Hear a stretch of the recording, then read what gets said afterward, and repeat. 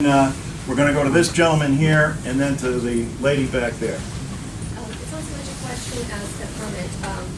I would just like to say for my 83-year-old mother who's on Social Security and my 57-year-old brother who is on Social Security disability, and that is their sole income.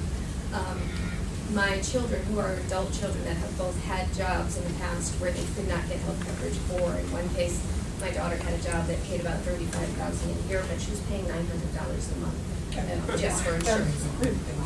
We all appreciate you and what you're doing, and we feel very frustrated as Democrats that we do not have a say in our government right now, that we feel that we are being muffled, and that we feel that we are the majority of the people. So we are asking you, President Obama, and all reasonable congressional people to stand firm to continue to improve the health care reform and get government. Yes.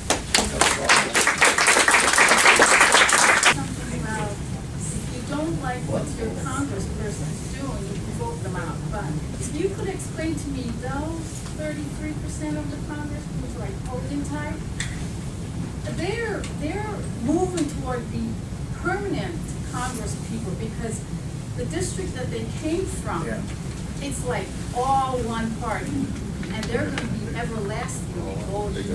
Everlasting. That's what happens in Hartford, too. Just explain that to me. Just a little bit about it. But that is the process, though. And it may be that somebody is in a district Everlasting representative. that is very, very consolidated. And so it may present a more difficult time of doing it, but nonetheless, that is our process. Well, redistricting happens every 10 years.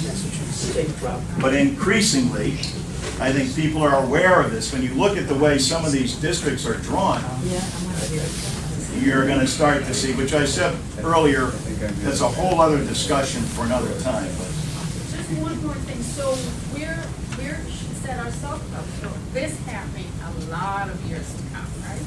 Well, let us hope not. But these people are getting paid. I don't say that. They're getting some reward for acting like this, aren't they? Well, that remains to be seen. He's our everlasting representative. That remains to be seen. If people like what they're doing, and apparently there are some that do, then they will be rewarded. They will be returned to office. If they don't like what they're doing, they're going to be gone. That's our system. True. Shirley Stein, West Wethersfield. I agree with you on the health care with everything. What disturbs me is this government shutdown.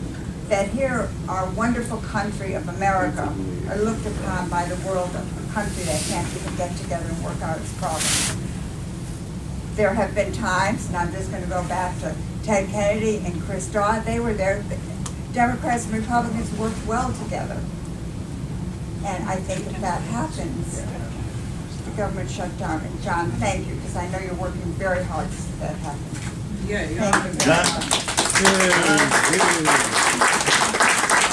I thought one of the best speeches was given by John McCain, who was very respectful of Ted Cruz, but came to the floor and laid out the whole process, laid out the number of amendments, both in the committee and then on the floor that were voted on, and including the number that were accepted, that are part of the law.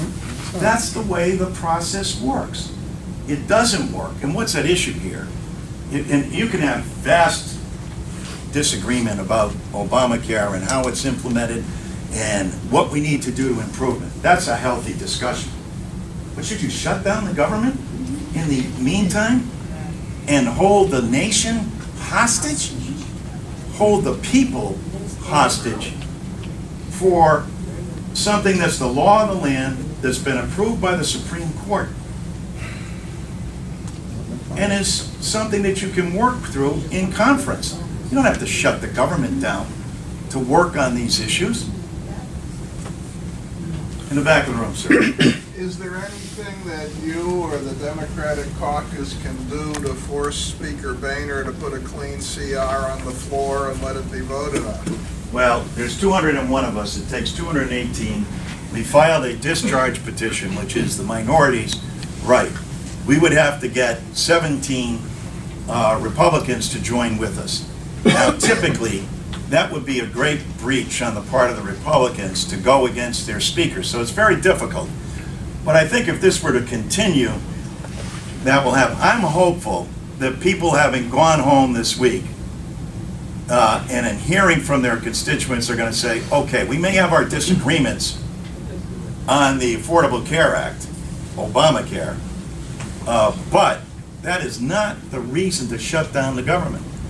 As I said at the outset, we narrowly averted 5,000 furloughs of people at Pratt & Whitney and Sikorsky because of the irresponsibility of shutting down the government.